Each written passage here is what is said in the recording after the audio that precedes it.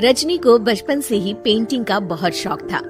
वो हमेशा से ही पेंटर बनना चाहती थी, पर उसके माँ और पिताजी ने उसको कभी भी इस चीज के लिए सपोर्ट नहीं किया और उसकी शादी नीरव से हो गई।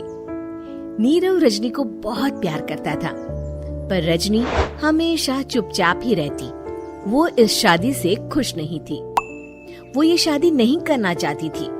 उसे तो हमेशा से पेंटर जो बनना था। अपने इस सपने को वो नहीं पूरा कर पाई, इसलिए वो हमेशा उदास रहती थी।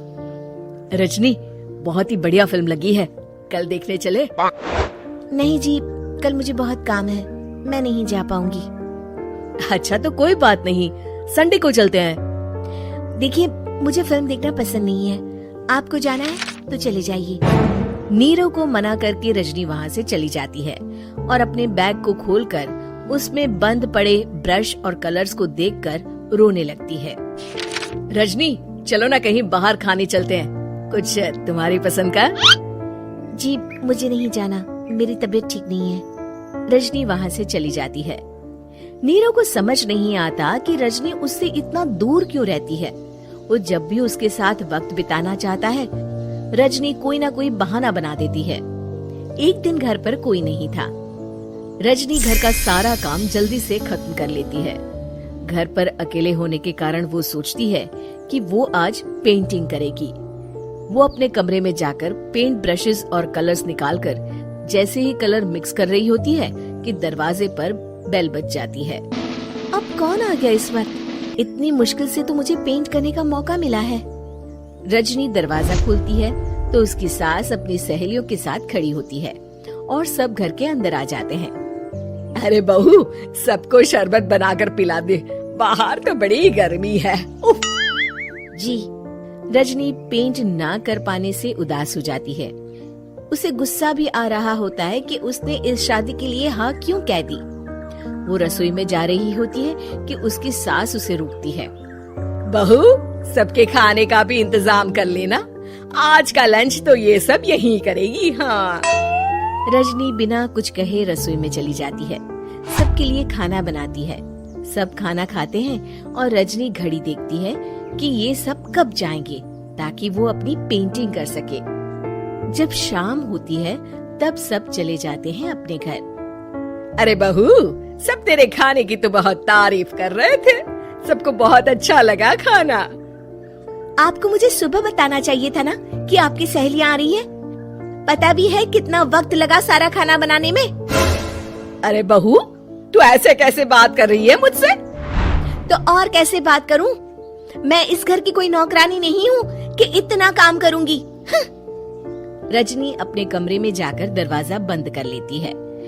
शाम को जब नीरव आता है तो उसकी माँ उसे पूरी घटना के बारे में बताती है। क्या रजनी ने आपसे इस तरह बात की माँ? हाँ, और पता नहीं उसे क्या हो गया है, शाम से बाहर भी नहीं आई है। मैंने तो कई बार आवाज दी, खाना भी नहीं खाया उसने। तू ही बात करके देख ले बेटा। नीरव अपने कमरे का दरवाजा खटखटाता है। रजनी, दरवाजा खोलो, मैं हूँ। रजनी दरवाजा खोलती है और फिर वापस जाकर अपने बिस्तर पर लेट जाती है। रजनी, माँ से बात करने का ये क्या तरीका है? मैंने कोई गलत बात नहीं की है। अरे तुम क्यों ऐसे बर्ताव कर रही हो सबके साथ? क्या तुम इस शादी से खुश नहीं हो? रजनी कुछ नहीं बोलती। अरे बताओ मुझे रजनी, क्या ये शादी तुम्हारी मर्जी के खिलाफ हुई है? हाँ, मैं ये शादी कभी नहीं करना चाहती थी। तुमसे क्या, मैं किसी से भी शादी नहीं करना चाहती थी। रजनी रोने लगती है।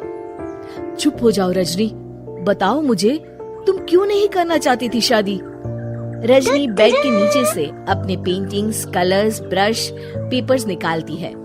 इतने में उसकी सास भी कमरे में आ जाती है। ये देख रहे हो, ये थे मेरे सपने। मैं पेंटर बनना चाहती थी, पर माँ पापा ने कभी सपोर्ट नहीं किया और मेरी शादी करवा दी। मेरे सारे सपने टूट गए। हर वक्त बस गुस्सा आता रहता है मुझे। मैं जानती हूँ कि आप लोगों की इसमें कोई गलती नहीं है, पर मैं क्या करूँ, मुझे समझ में नहीं आता।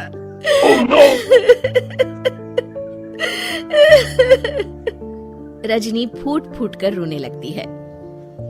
मुझे माफ कर दीजिए, आप दोनों के साथ मैं बहुत बुरा बर्ताव कर रही हूँ। अरे रजनी बेटा चुप हो जाओ तुम। नीरव पानी लेकर आता है। ये लो पानी पियो और शांत हो जाओ। रजनी पानी पीती है और उसकी सास पेंटिंग्स देख रही होती है। अरे नीरव, हमें तो पता ही नहीं था कि हमारी बहू कलाकार है। अरे कितनी अच्छी पेंटिंग्स बनाई है, देखो तो। ये वाली तो मैं अपने कमरे में ले जाऊंगी। आपको ये पेंटिंग्स अच्छी लगी? अच्छी नहीं, बहुत अच्छी लगी। और तुमने हमें बताया क्यों नहीं? तुम जब चाहे पेंटिंग कर सकती हो रजनी। हम तुम्हारे सपनों को पूरा करने में तुम्हारा पूरा साथ देंगे। हाँ बेटा, हम कला की कद्र करते हैं। हम कलाकार तो नहीं, पर मुझे गर्व है कि मेरी बहू एक कलाकार है। रजनी, नीरव और सास तीनों हंस पड़ते हैं।